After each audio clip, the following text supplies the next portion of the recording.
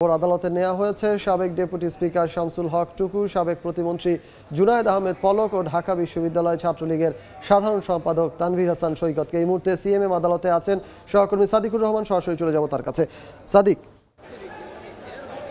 আসলে কিছুক্ষণ আগে কিন্তু ঢাকা মহানগর যে হাকিম আদালত, যেটা বা সিএমএম কোর্ট বলা হয়, সেখানে কিন্তু আসলে কঠোর নিরাপত্তার মধ্য দিয়েই কিন্তু সাবেক প্রতিমন্ত্রী জুনায়েদ আহমেদ পলক এবং সাবেক ডেপুটি স্পিকার শামসুজ্জামান টুকু সহ ঢাকা বিশ্ববিদ্যালয় ছাত্রলীগের যে নেতা সৈকত,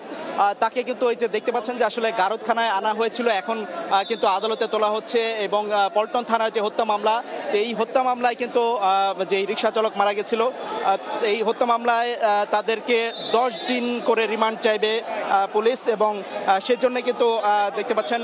আদালতে তোলা হবে। আমরা দেখেছি আসলে এই আদালত প্রাঙ্গণে আসলে সকাল থেকে কিন্তু মানুষের উৎসুক জনতা এবং আইনজীবীদের ভিড় ছিল, এবং নিরাপত্তা নিশ্চিতে কিন্তু দেখা যায় আদালতে পুলিশের পাশাপাশি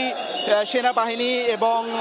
বিজিবির সদস্যরা কিন্তু রয়েছেন সতর্ক অবস্থায়। এখানে কিন্তু যারা ক্ষুব্ধ আইনজীবী তারা কিন্তু নানাভাবে স্লোগান দিচ্ছেন যে আসলে জুনায়েদ আহমেদ পলকের তারা ফাঁসি দাবি করছেন। এবং আমি যদি একটু এজাহারের বিবরণীটা দেই, যে এই মামলাটি হয়েছিল 20 তারিখ, 19 তারিখ আসলে হত্যাকাণ্ড হয়েছিল। যে ঘটনাটি এখানে মামলার এজাহারে বলা হয়েছে যে আসলে কামাল মিয়া নামে একজন রিকশা চালক, যিনি পল্টন এলাকায় ছিলেন, এবং সেই কোটা বৈষম্য বিরোধী ছাত্র আন্দোলনের সাথে যে পুলিশের সংঘর্ষ হয়েছিল, এবং সেই আন্দোলন চলাকালে তাদের আন্দোলনকে দমিয়ে রাখতে পুলিশ যে গুলি চালিয়েছিল এবং তাদের সাথে যে সংঘর্ষ হয়েছিল, এই সংঘর্ষে কিন্তু দেখা যায় তারা এই সংঘর্ষে কামাল মিয়া গুলিবিদ্ধ হয় রিকশা চালক, এবং তখনই কিন্তু তাকে গুলিবিদ্ধ হওয়ার পর তার স্ত্রী যখন খবর পায়, যে ফাতেমা তার স্ত্রী, তখন কিন্তু তার স্ত্রী তাকে তার উদ্ধার করে সেখান থেকে ঢাকা মেডিকেল কলেজ হাসপাতালে নিয়ে যায়, এবং সেখানে নেওয়ার পরবর্তীতে কিন্তু চিকিৎসক তাকে মৃত ঘোষণা করে। এবং এই ঘটনায় পরদিন মামলা করে এই পল্টন থানায় একটি মামলা দায়ের করা হয়, এবং এই মামলায় কিন্তু এই জুনায়েদ আহমেদ পলক এবং সাবেক ডেপুটি স্পিকার শামসুজ্জামান টুকু এবং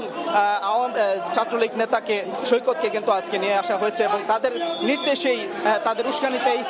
এই হত্যাকাণ্ড ঘটনা হয়েছে বলে এই বিষয়গুলি সার্বিকভাবে সবকিছু জানতেই আজকে আদালতে এটার সাথে আরও কারা জড়িত আছেন এবং তাদের নির্দেশে হয়েছে এইসব বিস্তারিত জানতে কিন্তু তাদেরকে 10 দিনের রিমান্ডের আবেদন করা হয়েছে, এবং সেই বিষয়ে কিন্তু শুনানি হবে কিছুক্ষণ পরেই। আমরা শুনানির পরবর্তীতে আমরা জানতে পারবো যে আসলে এই বিষয়ে পরবর্তী আদেশ দিবেন আদালত। আমরা দেখলাম যে আসলে ঢাকা মহানগর হাকিম আদালত অর্থাৎ সিএমএম কোর্টের দোতলায় কিন্তু এই এজলাসে নেওয়া হয়েছে, এবং আসামিদেরকে কড়া নিরাপত্তায় ডিবি অফিস থেকে কিছুক্ষণ আগে আনা হয়েছে, এবং সেখানে কিন্তু প্রাথমিক জিজ্ঞাসাবাদ করা হয়েছে। আমরা আসলে যেটা জানতে পেরেছি যে 5 তারিখ, যে 5 আগস্ট যে গণ অভ্যুত্থান হয়, এবং এরপরেই কিন্তু সাবেক প্রধানমন্ত্রী শেখ হাসিনা দেশ ত্যাগ করেন। এর পরপরই কিন্তু দেখা যায় যে একে একে আগের যে সরকারের যে এমপি মন্ত্রী যারা ছিলেন তারা অনেকেই বিদেশ চলে গেছেন, এবং কেউ কেউ গা ঢাকা দিয়েছেন। এর মধ্যে কিন্তু জুনায়েদ আহমেদ পলক সহ যারা আছেন একে একে কিন্তু তাদেরকে যেসব তাদের মামলায় আনা হচ্ছে, এবং আজকে তাদেরকে যে মামলায় আনা হয়েছে হত্যা মামলা, এখানে কিন্তু আসলে যেটা বলা হচ্ছে যে এই যে রিকশা চালক যে নিহত হয় এবং এখানে গুলিবিদ্ধ হয়েছিল, এই বিষয়টা কিন্তু এখানে তুলে ধরা হয়েছে। তো আমরা গতকালকে দেখেছি যে আসলে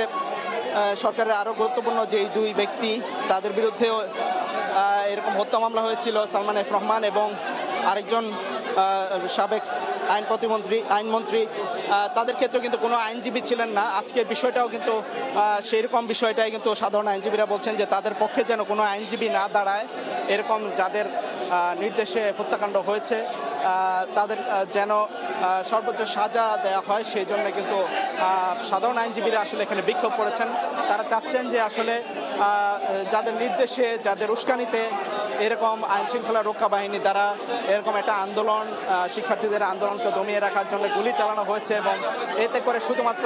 যে সাধারণ মানুষ, রিকশা চালক যে তারাই যে মারা গেছে তা নয়, বিভিন্ন সময় কিন্তু শিক্ষার্থী সিএমএম কোর্ট প্রাঙ্গণ থেকে আমাদের সঙ্গে যুক্ত হয়েছিলেন সহকর্মী সাদিকুর রহমান।